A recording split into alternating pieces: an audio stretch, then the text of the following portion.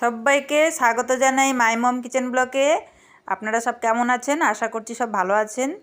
তো আমিও ভালো আছি। তো আজকে নিয়ে চলে এসেছি আমি শীতের টক পালক দিয়ে সব রকমের সবজি দিয়ে একটা তরকারি বানাবো। দেখুন, এটা রুটি দিয়েও ভালো লাগে, ভাত দিয়েও ভালো লাগে, গরম গরম ভাতের সাথে তো কথাই নেই।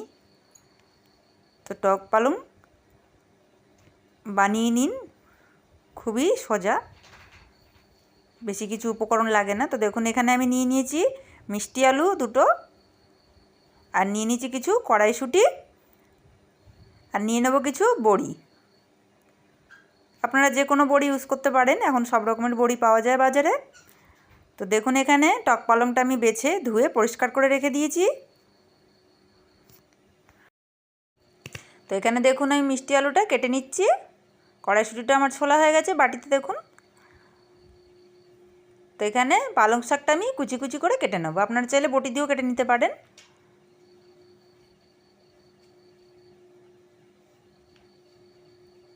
তো এখানে দেখুন, আমার টক পালংটা কাটা হয়ে গেছে। এবার কেটে নেব হাফ বেগুন। বেগুনটা বড় আছে, ওই জন্য হাফই দেব।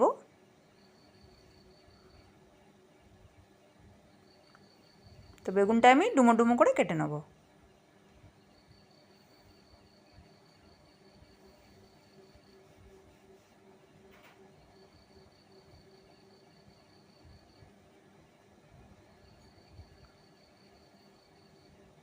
তো টক পালং দিয়ে ছোট কোনো মাছ দিয়েও করা যায়, যে কোনো ছোটো মাছ দিয়ে। তো আমি এটা নিরামিষই করব। তো দেখুন, এখানে কড়াইতে দিয়ে দিচ্ছি আমি সর্ষের তেল। তো এখানে আমি কিছু বড়ি ভেজে নেব।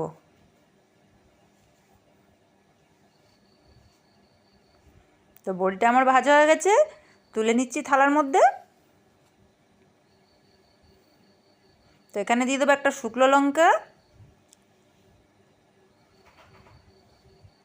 দিয়ে দেবো 5 ফোড়ন, হাফ চামচে দিয়ে দিচ্ছি এবার বেগুনটা।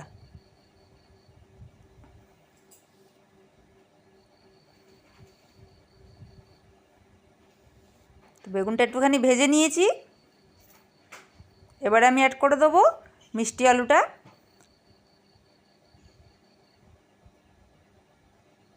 এবার দিয়ে দিচ্ছি কড়াইশুঁটি। এটাকে মিষ্টি আলু বা রাঙা আলু নামে জানে, আপনারা কী নামে জানেন কমেন্টে অবশ্যই জানাবেন। তো এবার দিয়ে দিচ্ছি শাকটা, দিয়ে এবার আমি নেড়ে চেড়ে নেবো। তো দিয়ে দিচ্ছি এখানে একটা কাঁচা লঙ্কা চিড়ে।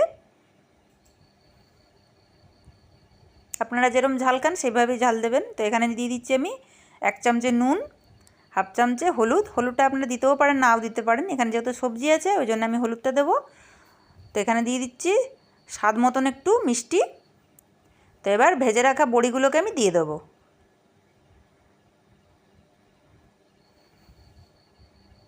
দিয়ে 10 মিনিটের জন্য ঢাকা দিয়ে দেবো। তো দেখুন, 10 মিনিট হয়ে গেছে, থালাটা তুলে নিয়েছি। তো শাকটা আমার রেডি।